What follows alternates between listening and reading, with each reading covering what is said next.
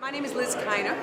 I used to work for Tesco, and I worked for Marks and Spencer, and I worked for Safeway, and I've worked in food manufacturing.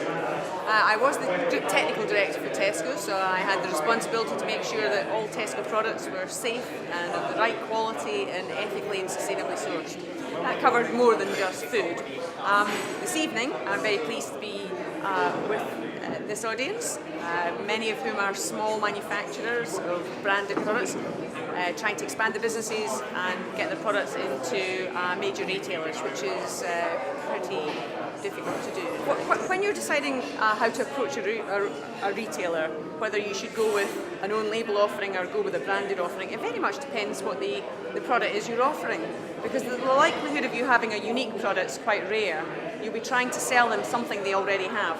So if you wanted to sell them a wonderful tomato ketchup when they already had one, what's your proposition? You need to have a better product and you need to have a better price. So if you want to chase own label, you must give them something they either don't have, something unique, say like when there isn't a market for liquid egg white, that would be a unique product. Or you have a better product than the one they have now. But there's a lot of loyalty for their existing manufacturers. So if you come and say, here's a new ketchup, it's going to have to be a very compelling reason for them to stop buying from one supplier and move to another. If it's a brand, again, it's got to be a great product at a great price and something that consumers want to buy. So you do need to have some consumer research done beforehand to go in to prove to the retailer that this is a great product that they should be selling. Well, if I can talk mainly from the technical side about the costs of doing business with a retailer, you have to have an accredited factory, so you have to pay for audits. You probably have a technical audit, you probably have an ethical audit, that's making sure that labour standards are good, and it depends on the size of your factory, but that could cost you a few £1,000s every year, so that would be an absolute minimum. In terms of any other costs that will be specific to retailers, listing costs, and that will be a one-to-one negotiation with the buyer. But put it this way, it's not hundreds of pounds, it's thousands of pounds. I think that for lots of small manufacturers, people getting into it, funding is going to be really important. If you don't have the funds yourself to do the job properly and thoroughly, and you don't want to risk your house, you really need to be chasing funding early on. And by that I mean, it could be family and friends, could be crowdfunding, that's really key. And you have to have a bit of an idea how to do that. Because if you want your business to grow in any way, you're going to have to fund it. No one will come in and give you money. No retailer will just pay you up front. The other thing about retailers is payment terms. It could be from everything from a month to 90 days. A lot of food products are bought, consumed, way before anybody gets paid. So you have to have a cash flow that allows you to be able to fund that business in its early stages. Hi, I'm Alla and this is Alla.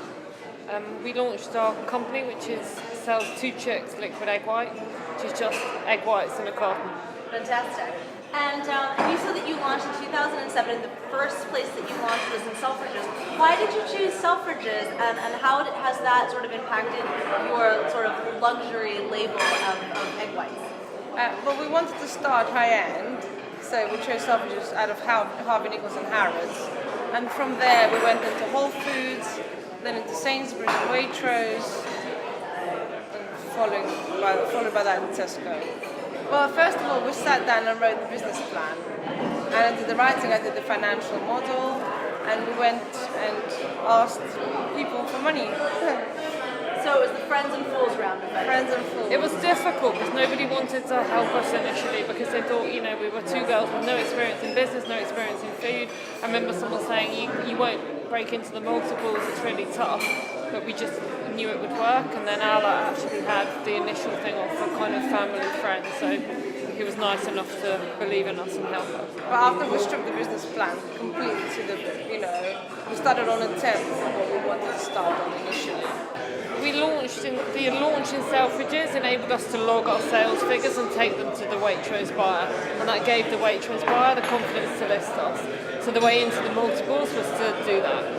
So then, just 2 more questions, then I will let you go. You said that you redid your packaging a few years in, and you launched your website. How important has that packaging and branding sort of recognition been, and how have you engaged with your customer through that website? Well, we felt we were able to put some money behind our brand, so we did when we could, because so you see companies do this, they have a rebrand, and the website as well, we updated it.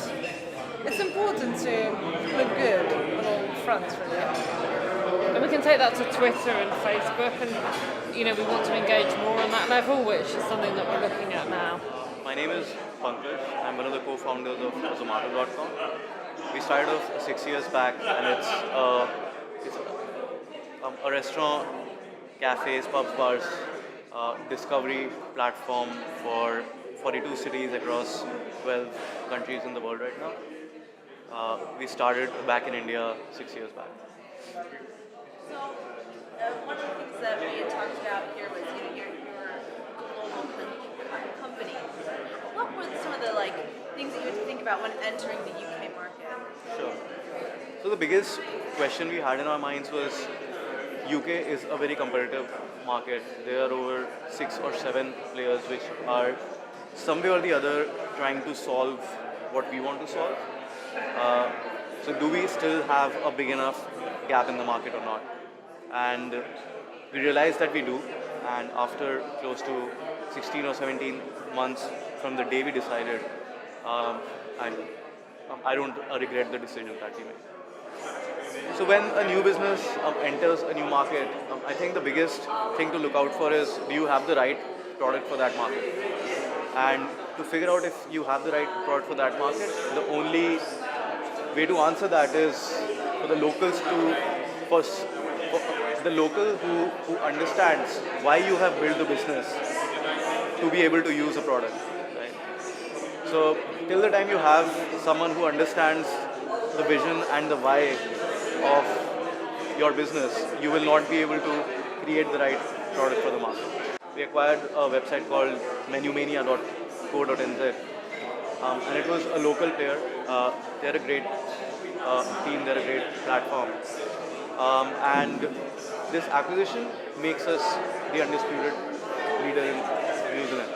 And since we strongly believe that this market will always be a winner-takes-all market, because we charge money from the merchants and they need to be wanting to come on board for us to charge the premiums and the profits. We had to get to that level of being at the pole position, and that's what this acquisition takes us to. Right? We are very focused on discovery. We want to help users figure out where do they want to go out next. Book a Table does a great job at connecting the user to the restaurant and to help the user on booking a table. So there is a where aspect which we solve, where the user wants to go, and then there is the how aspect, which is what Book a Table tries to solve. Both are different businesses in our minds. They want to get more transactions. We want to get more satisfied customers with a better experience. And this partnership is a win-win for both. Right? This partnership solves both of our goals. And that's why we did this. And it's an affiliate partnership. So we let the user book a table while the user is on the website or on the mobile app.